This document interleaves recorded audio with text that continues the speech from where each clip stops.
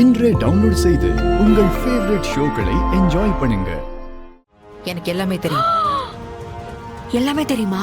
ஆமா, எனக்கு எல்லாம் தெரியும். வா, நான் கூட நீ எதுவுமே தெரியாத பச்சை குழந்தைன்னு நினைச்சேன். பரவாயில்லையே, விவரமா தான் இருக்க.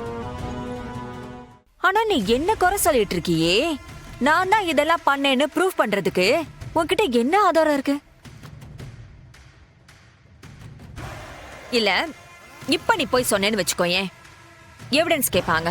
ஏன்னா உன்னை விட இந்த வீட்டுல சீனியர் நான் தான். எதையும் நல்லது கெட்டது நான் பாத்துட்டு இருக்கேன். என் மேல இருக்கிற நம்பிக்கை இப்ப அவங்களுக்கு அதிகமா இருக்கும்.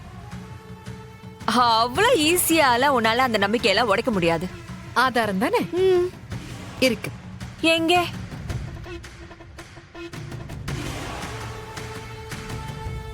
ஏய், என்ன? என் பேக். பேக் பேக் எது? அச்சச்சோ, வந்த திருடனுங்க உன் போனே பேக்கை திருடிட்டு போயிட்டானுங்களா? அச்சச்சோ, பணம் எதுவும் வச்சிருந்தியா? நீ எங்க அதெல்லாம் வச்சிருக்க போற? ஒரு 500 1000 ரூபாய் வச்சிருப்ப. ரொம்ப நடிக்காத.